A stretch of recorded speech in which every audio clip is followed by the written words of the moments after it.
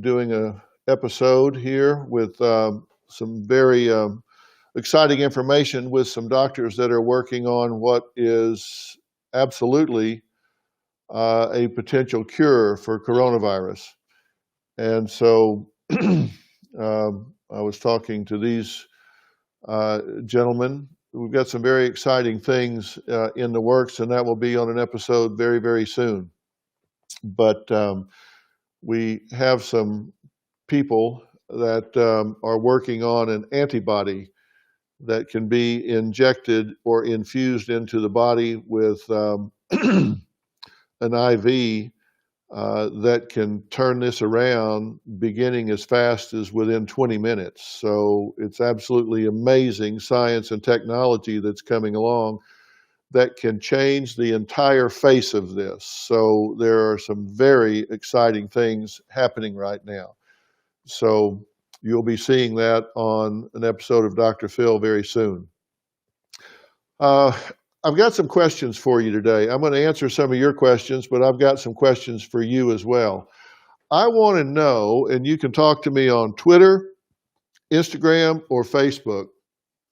I need to know what you guys think about opening this country back up. I need to know what you think about when we should do it. I need to know what you think about how we should do it. And I need to know whether you think if we should even be considering it right now. And I need to know that because I'm getting asked and frankly have some input to some of this equation. And I want to know what you think about this. And I can tell you my opinion now, if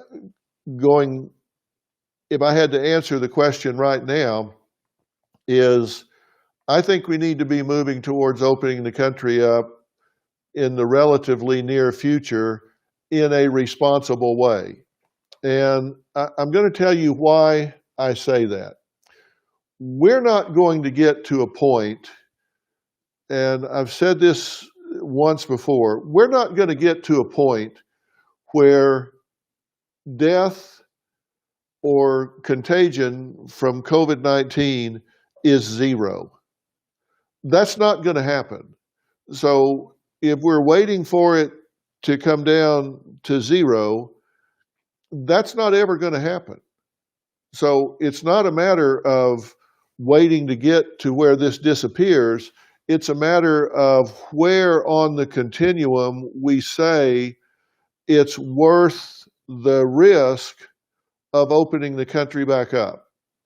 And here's the deal, and this may sound like a hard question to entertain, but there's a tipping point. And what I mean by tipping point is there's a certain loss of life that can be attributed to having the country shut down. And there's a certain loss of life that can be attributed to COVID-19. Now, there's a balance between those two.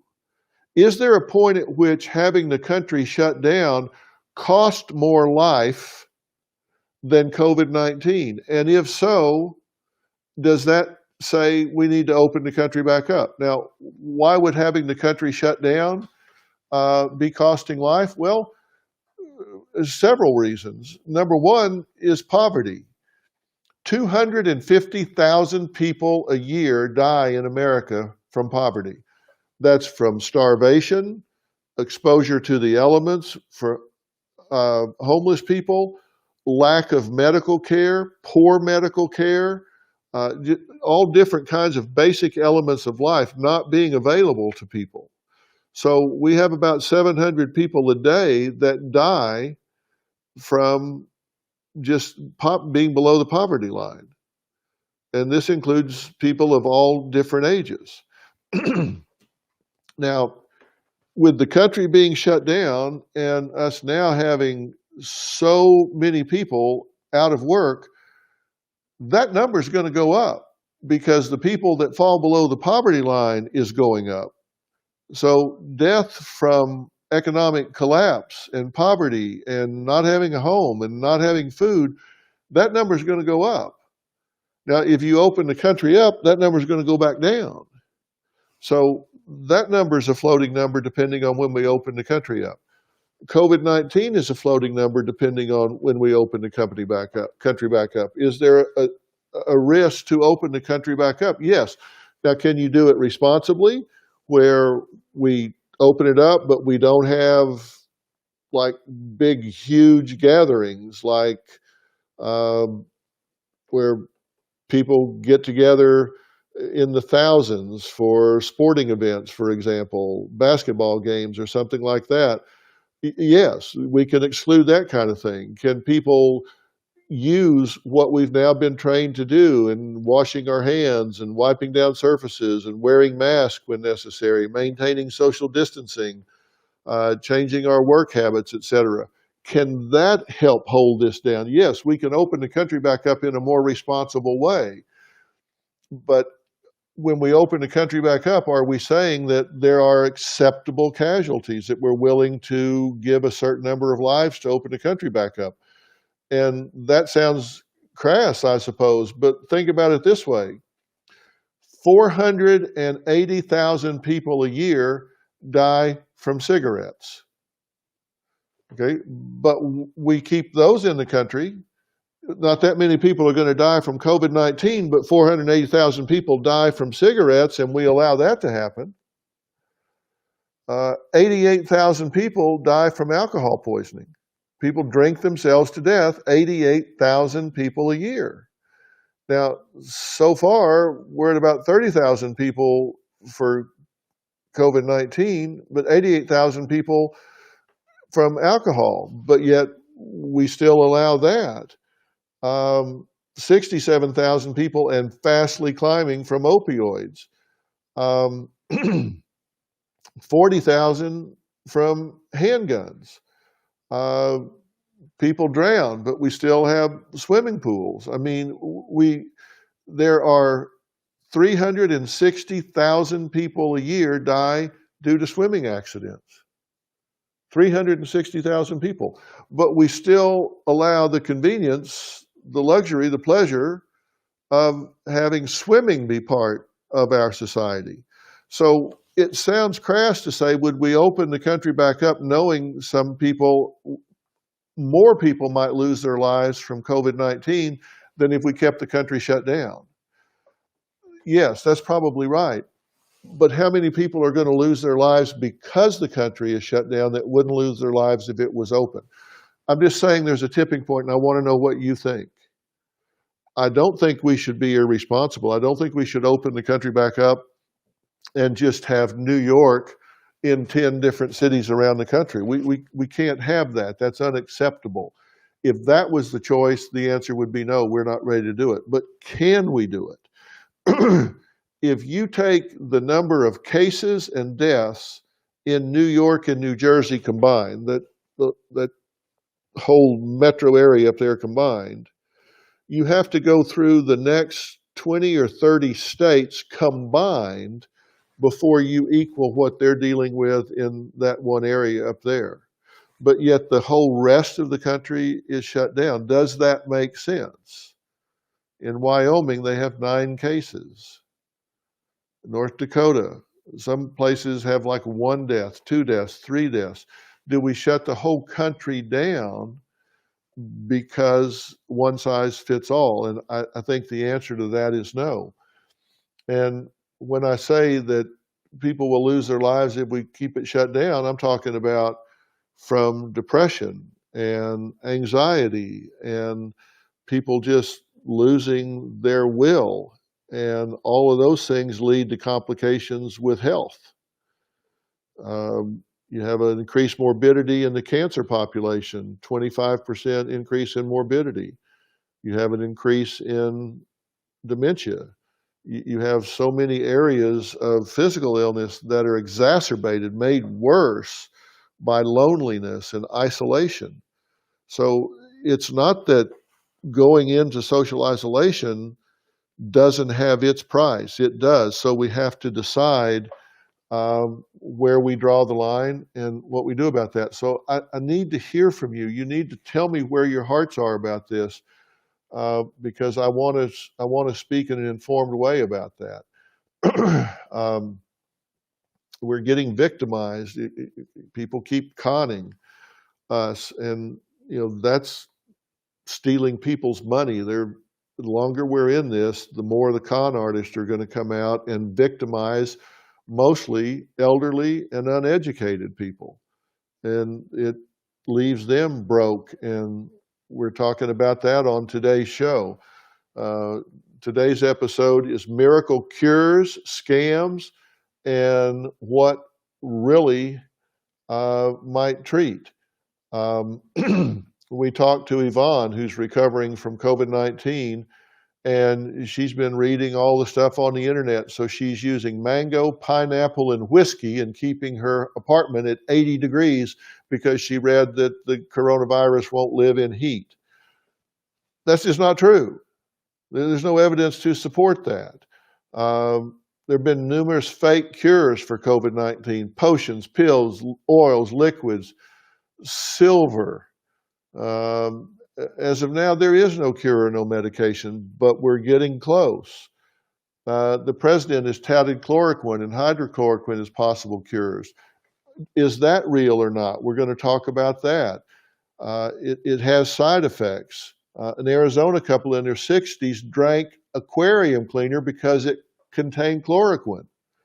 The husband died. We've got to get proper information out there. Former All-Pro tackle Kyle Turley says that CBD oil can prevent and cure COVID-19. Well, that's just not true.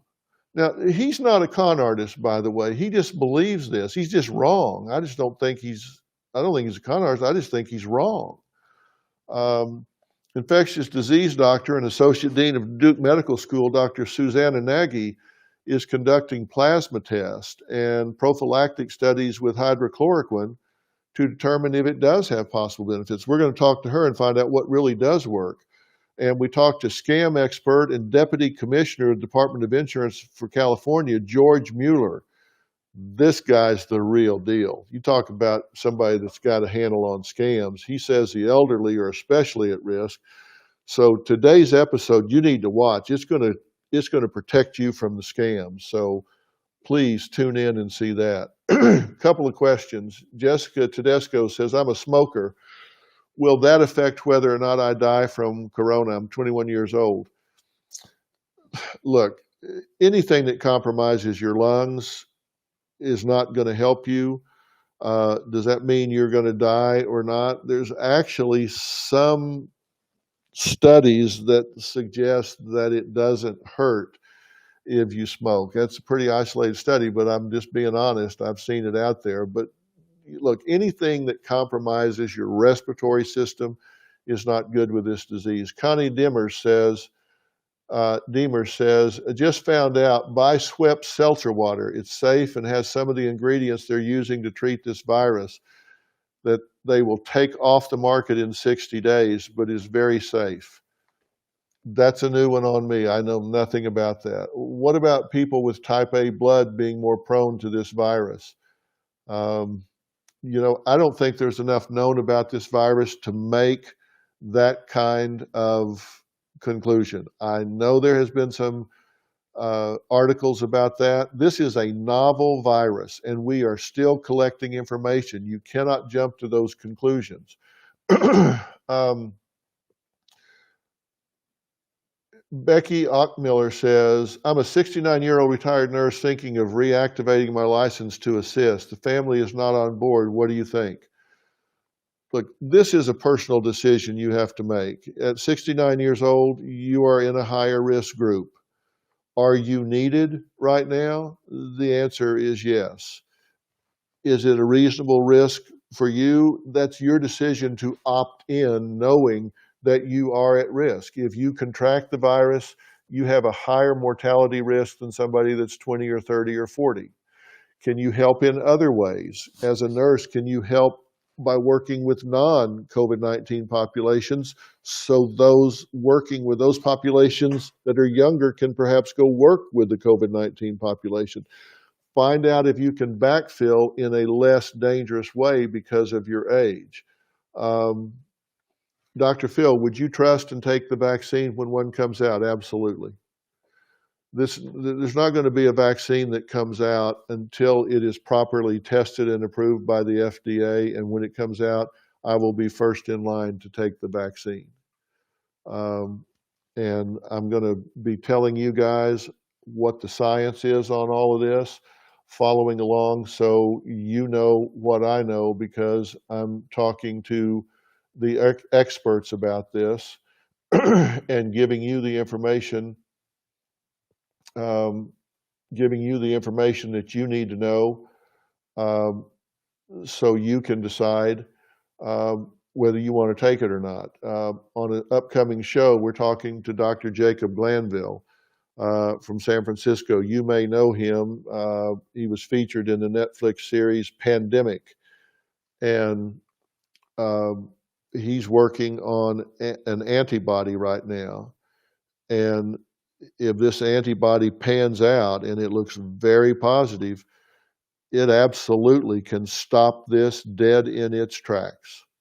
It's not a vaccine. A vaccine is given to someone that's healthy to keep them from getting it. This antibody is something you give to somebody that has it, and it stops it in its tracks. And it starts working within 20 minutes. And they're very close to this. They may be doing trials on it within just a few months. They're doing trials on it now with animals, and it may be out within a matter of a few months. So progress is being made. Hopefully, we're going to have tools before this comes back. But we're going to talk about the difference between scams and real treatments. That's on today's episode, so be sure and watch that. Okay, I'm going to let you get back to your day. Don't spend all day obsessing on the media over this. I'm going to tell you what's happening overnight. I'm going to tell you if there are major breakthroughs. I'm going to tell you if there's something that you need to be concerned about. But by all means, let me know what you think about opening this country back up. Is it time to do it? How should we do it? Should we do it at all? I want to hear from you. Thanks a lot. So long for now. So long.